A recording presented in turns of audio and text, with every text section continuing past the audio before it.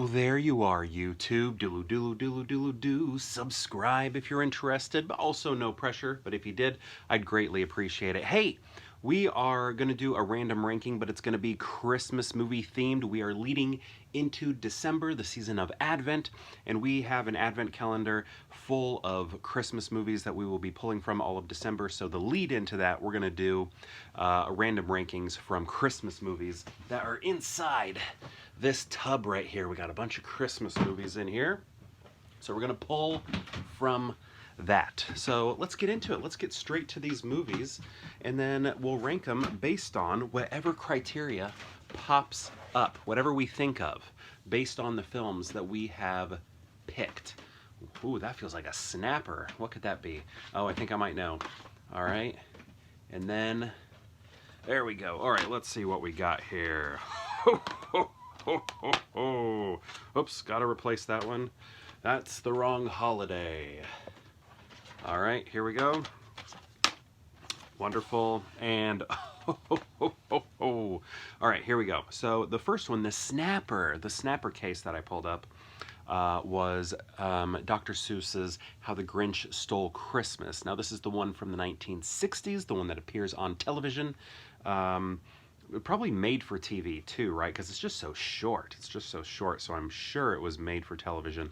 But yeah, this is a really crappy looking snapper that I have here. It almost looks like it got wet. I picked it up from a resale shop. Look, I mean, this is all just warped. Probably can't tell. But, you know, we use it. We use it to watch The Grinch. And for me, I have never been the biggest fan of this. I think I just don't want the rottenness. We're just having to deal with his rottenness so much. And sure, yeah, he gets better at the end. You know, the heart is growing so big it's like bursting out the gold cage that it's in or whatever. And that's all nice. But there's something like about when it was made, I don't like the sound, but maybe it's been updated on newer versions, you know, that's not on Snapper Case. But it's just so like scratchy and tinny or something, and the animation, I'm just not that, I don't know. Like when the Who's, you know, like they're all around the Christmas tree, and then they open up into like a little door opens up of them, and then that shuts. I don't know. That just stuff weirds me out. So, I don't know, it's like a classic that I appreciate, but it's one that I don't really, I don't know, it's not like I don't even know if I enjoy watching it, except, let me tell you this story.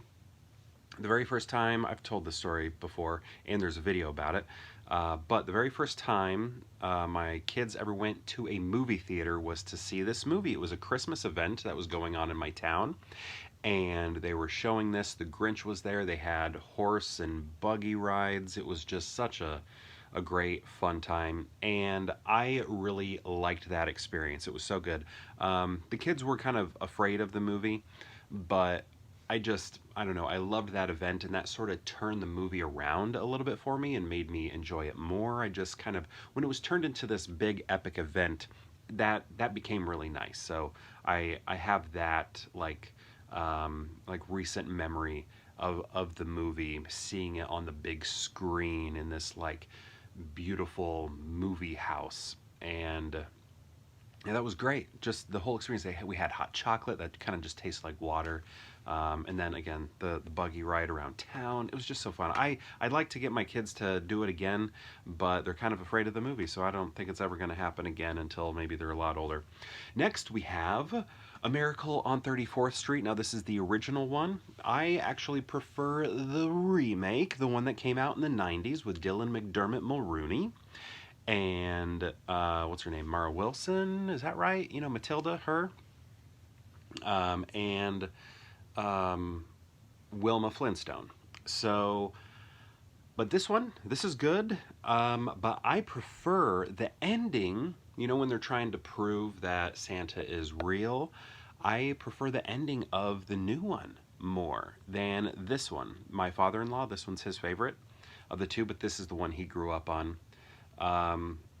But yeah, I feel like the ending, the way in which they prove Santa to exist is cooler I don't, more emotional. There we go. It's more emotional in the 90s one than this one. This one, they're just sort of like presenting a fact.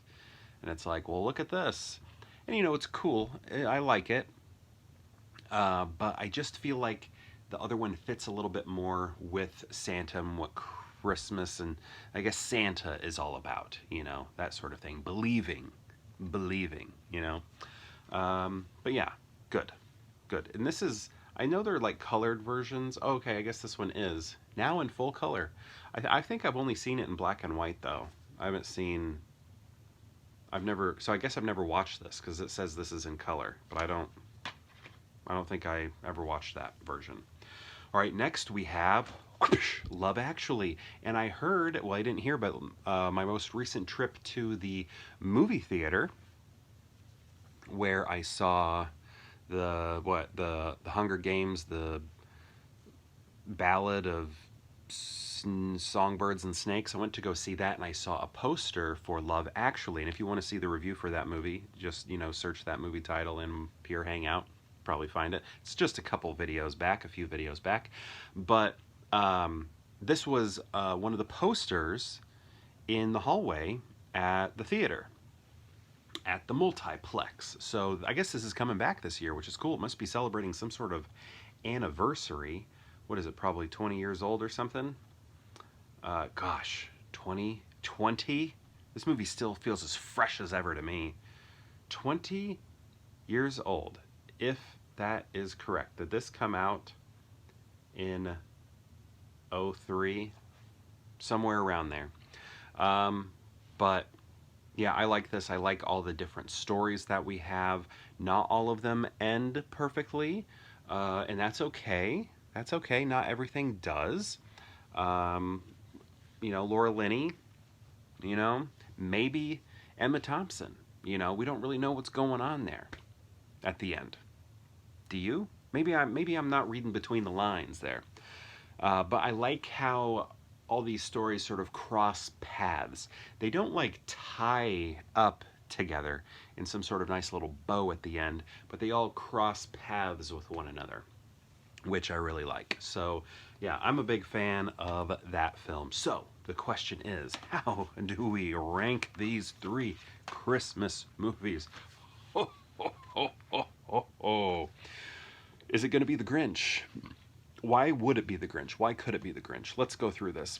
The reason why it could be The Grinch is because it's a classic in itself, which I guess all of these movies are. It's animated, so there's some artistry that I like, me being an artist. And Boris Karloff, Tony the Tiger, right? And Tony the Tiger in this also. I could be wrong. Boris Karloff anyway. So you have a horror element. And let me think. There's something else I wanted to say. Oh yeah, my most recent experience with it, watching it with the kids. Really cool. I love that. I love that memory. And if I got to inject that into the ranking, I got to inject it into the ranking. So, next. Why could this be number one? I'm not sure that it could be number one. Not for me anyway. Maybe if it was the 90s remake, it could be number one. But here, I think it's just the whole classic thing. It's just that it's a classic, right? And Macy's, it's an actual Macy's parade, where the other one is Kohl's. It's a fake company that does not exist. We do have Kohl's here.